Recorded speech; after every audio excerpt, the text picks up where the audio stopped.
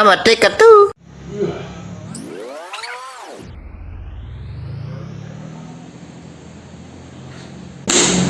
Sejarah perkembangan bahasa Indonesia.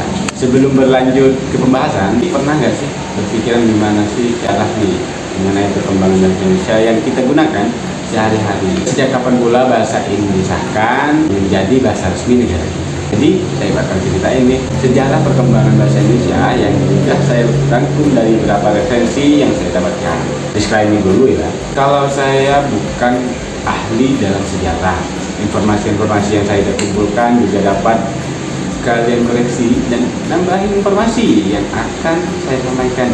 Jadi sebenarnya akar dari bahasa Indonesia ini dari beberapa referensi yang aku dapatkan seperti Kementerian dan Kebudayaan Indonesia, kemudian International Graphic Indonesia, website Good News Indonesia, dan beberapa jurnal ilmiah menginformasikan memang bahasa Indonesia itu berasal dari bahasa Melayu. Menurut sejarawan Leonard J. Andaya, bentuk paling purba dari bahasa ini Proto-Melayu atau Polynesia diperkirakan berkembang di Filipina pada tahun 2500 sebelum Masehi, yang berkembang menjadi cabang-cabang bahasa baru seiring dengan migrasi para penuturnya ke sana. Lalu 1500 sampai 500 sebelum Masehi di Kalimantan bagian barat berkembang juga rumpun bahasa Melayu Cam. 400 sebelum Masehi, orang-orang berbahasa Melayu Cam ini bermigrasi ke Semenanjung Malaka atau dikenal dengan sebutan Ujung Medini melalui Kepulauan Riau. Sejarawan Leonard J. Andaya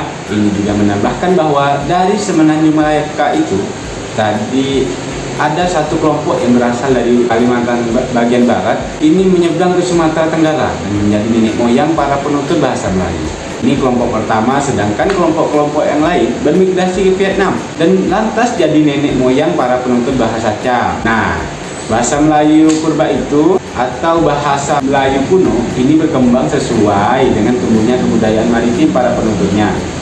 Mereka membangun komunitas di sekitar pesisir dan tepian sungai, dan selama berabad-abad komunitas penutur ini saling berjejaring dan menjadikan bahasa Melayu kuno sebagai bahasantara atau bahasa perantara untuk bisa berkomunikasi. Bahasa Melayu sendiri diperkirakan telah digunakan secara luas dan masa kerajaan Sriwijaya pada abad ke-7. Prasasti kedudukan bukit yang dikeluarkan Sriwijaya pada 683 Masehi adalah bukti arkeologis tertua penggunaan bahasa Melayu kuno yang berhuruf Palawa ataupun Indian.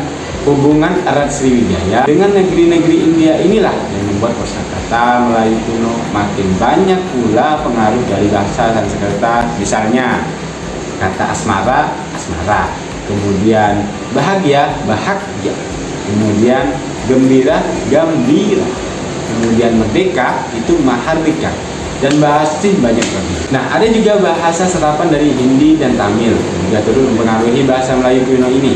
Contohnya dari bahasa Hindi, ayah, ayah, kemudian candu, candu, celana, colna, pulau itu pulau. Kemudian contoh dari bahasa Tamil, belenggu itu hilangku, kemudian dendam itu danda, gembala gopalan, kedelai itu katalai, dan lain-lain. Selain itu, ada juga seorang musafir yang bernama Iping. Ia pernah berkunjung ke Sriwijaya. Beliau menyatakan bahwa di Sriwijaya ada bahasa yang bernama Kunlun, Kunlun, ya, yang berdampingan dengan Sanskrit. Yang dimaksud dengan Kunlun ini adalah lingua franca atau bahasa pengantar atau juga bahasa perhaluan ke Kepulauan Nusantara, yaitu bahasa Melayu, dan bahasa ini digunakan sebagai bahasa sosial politik dan juga sebagai bahasa pengantar untuk mempelajari bahasa Sanskerta dan agama Buddha. Menurut Jajat Burhanuddin, seorang dosen dari Fakultas Adab dan Humaniora Universitas Hidayatullah, bahasa Melayu ini yang mapan sebagai lingua franca di kawasan Asia Tenggara pada masa Kesultanan Samudra Pasai di abad ke-14. Ketika Sriwijaya mulai meredup, Samudra Pasai ini tumbuh sebagai kota dagang baru di bagian utaranya Selat Malaka. Dan pada era Samudra Pasai ini, bahasa Melayu kian berkembang dengan menyerap bahasa mitra dagangnya, yakni seperti Arab sama Persia. Kosakata dan konsep-konsep yang berbau dan bernuansa Islam ini pun mulailah muncul. Contoh kata-kata bahasa Arab yang menjadi bahasa Indonesia saat ini bermula dari kata, contoh ya, ajaib, itu ajaib, akal, kemudian daerah, lalu hadiah itu hadiah. Ada juga dari bahasa Persia seperti anggur, angur, kemudian baju itu bazu, kemudian cambuk itu cabuk, dan darurat itu darura. Nah, itulah beberapa kosakata dari bahasa Arab dan Persia. Dan dari dua bahasa inilah bahasa Melayu kita itu mulai berkembang lagi pada masa periode ini. Proses penyerapan dari bahasa Arab ini terus berlangsung sampai sekarang. Salah satu pengaruh bahasa Arab dan Persia ini bisa dilihat pada prasasti Muye Tujuh. Mulai menerapkan penanggalan Hijriah, sudah meninggalkan penanggalan Saka ataupun kalender yang memang berasal dari India. Variasi bahasa Melayu ini menunjukkan kepusparagaman kelompok etnik yang memang menjadi bahasa ini sebagai basis dari identitas mereka. Raja Ali dari Istana Riau Johor atau pecahan dari Kesultanan Malaka menulis kamus bereka bahasa, yaitu kamus yang memuat kosakata suatu bahasa yang disusun secara alfabetis untuk bahasa Melayu. Hingga akhir abad ke-19 dapat dikatakan terdapat paling sedikit itu dua kelompok bahasa Melayu yang dikenal oleh masyarakat Nusantara, yaitu bahasa Melayu pasar atau bahasa sehari-hari yang tidak baku gitu. Yang kedua yaitu bahasa Melayu tinggi, yaitu bahasa Melayu yang terbatas pemakaiannya tetapi memiliki standar.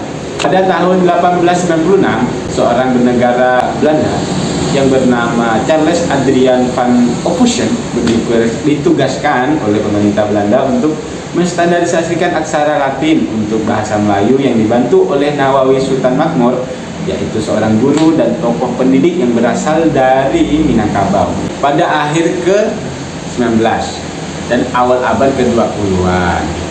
Dan juga Muhammad Thaib Sultan Ibrahim yang juga merupakan rekan dari Bapak Nawawi tersebut. Hasil dari proses ini adalah sebuah buku yang bernama Kitab Logat Melayu atau Melajoe. Tulisannya kayak itulah pada tahun 1901, dan buku tersebut kemudian menjadi pedoman tata bahasa yang kemudian dikenal dengan nama ejaan Van Ophusen. Dari buku tersebut semakin memantapkan posisi bahasa Melayu, dan nggak cuma itu saja, Gubernur Belanda pun pada saat itu juga menetapkan bahasa Melayu sebagai bahasa pengantar di sekolah-sekolah Bumi Putra. Intervensi dari pemerintah ini pun semakin kuat dengan dibentuknya Komisi for the Volkstur atau Komisi Bacaan Rakyat atau KBR pada tahun 1908, yang kemudian pada tahun 1917 lembaga ini berubah menjadi Balai Pustaka Cenah. Kayak gitulah pokoknya. Dan pada tahun 1930 komisi ini pun di bawah pimpinan D.A. Ringkes melancarkan program Taman Pustaka dengan membentuk perpustakaan kecil di berbagai sekolah dan beberapa instansi pemerintahan. Dan program ini berkembang sangat pesat hingga terbentuk 740 perpustakaan, dan badan penerbit ini pun akhirnya menerbitkan novel-novel seperti Siti Nurbaya dan Salah Asuhan, dan juga buku-buku bercocok tanam, kemudian penuntun memelihara kesehatan, yang tidak sedikit membantu penyebaran bahasa Melayu di kalangan masyarakat luas. Pada tahun 1916, Ki Hajar Dewantara, seorang aktivis pergerakan dari kemerdekaan Indonesia pun mengusulkan bahasa Melayu menjadi bahasa persatuan dalam makalahnya yang disampaikan di sebuah acara pengajaran kolonial Den Haag. Dan usul Ki Hajar Dewantara itu merupakan bahasa Melayu yang sudah distandarisasi oleh Raja Ali Haji sebelumnya. Dan perkembangan selanjutnya, gelora semangat kemerdekaan menggelora di kalangan pemuda Nusantara ketika mencetuskan keinginan untuk memiliki suatu bahasa yang dapat dipersatukan bangsa yang bisa menjadikan jati diri dari bangsa. Maka pada Kongres Pemuda pertama pada 1936, Muhammad Yamin, seorang sastrawan kebudayaan, politikus dan ahli hukum yang sangat dihormati dan juga dikenal sebagai salah satu pahlawan nasional Indonesia ini, mengusulkan bahasa Melayu menjadi bahasa persatuan bangsa guna bisa merebutkan kemerdekaan. Tetapi kemudian Muhammad Tabrani, salah satu orang tokoh Jong Jawa, yaitu organisasi kepemudaan dan pimpinan redaksi dari harian Pemandangan pada periode 1940, mengusulkan perubahan nama bahasa Melayu menjadi bahasa Indonesia. Beliau berpendapat, jika tumpah darah memperjuangkan bangsa yang dinamakan Indonesia, maka bahasanya pun harus disebut bahasa Indonesia. Dan dalam bukunya Bahasa Indonesia yang membahas betapa pentingnya nama bahasa Indonesia dalam konteks perjuangan bangsa, beliau menutup tulisan tersebut dengan bunyi, bangsa dan pembaca kita sekalian, bangsa Indonesia belum ada, terbitkanlah bangsa Indonesia itu. Bahasa Indonesia itu belum ada, terbitkanlah bahasa Indonesia itu. Karena menurut keyakinan kita, kemerdekaan bangsa Indonesia dan tanah air kita Indonesia ini terutama akan tercapai dengan jalan persatuan anak Indonesia yang antara lain terikat oleh bangsa Indonesia. Dan berangkat dari usulan dari Tabrani inilah Kongres Pemuda kedua, tepatnya pada tanggal 28 Oktober 1928, ditetapkanlah bahasa Indonesia sebagai bahasa persatuan bangsa dengan diikrarkannya bahwa Sumpah Pemuda. Dan dari sinilah penyebutan bahasa Melayu diubah menjadi bahasa Indonesia. Dan secara sosiologis, bahasa Indonesia sudah menjadi bahasa persatuan, sedangkan secara yuridis bahasa Indonesia baru diakui sebagai bahasa nasional ataupun bahasa negara pada tanggal 18 Agustus 1945, sehari setelah kemerdekaan kita, dengan ditandatanganinya Undang-Undang 1945 pada bab kelima pasal 36, penyempurnaan bahasa ejaan bahasa Indonesia. Dalam bahasa penyempurnaan Indonesia, selama bahasa Indonesia sudah ditetapkan sebagai bahasa nasional Indonesia sendiri sudah beberapa kali perubahan ejaan, dan perubahannya adalah pertama nih, ejaan seperti yang pernah kita bahas sebelumnya, yaitu ejaan Van Ophusen yang berlaku pada tahun 1901 hingga 1947. Lalu ejaan kedua yaitu ejaan Republik atau dikenal sebagai ejaan Suwandi yang berlaku pada tahun 1947 hingga 1972. Dilanjutkan dengan ejaan ketiga yaitu ejaan yang disempurnakan atau EYD yang berlaku dari 1972 hingga 2015. Nah, dan keempat nih adalah ejaan Bangsa Indonesia ataupun EBI yang berlaku dari tahun 2015 hingga sekarang. Nah, beberapa perubahan ejaan tersebut contohnya seperti kata khusus. Nah, kata khusus ini dalam ejaan Van Ophusen ditulis CHOES, sus. Pokoknya kayak gitulah. Nanti saya cantumin di video. Kemudian dalam ejaan Suwandi itu ditulis CHUSUS, khusus gitu. Sementara ejaan yang disempurnakan barulah ditulis KHUSUS ataupun khusus, ataupun dibaca khusus ya. Dan masih banyak lagi contohnya.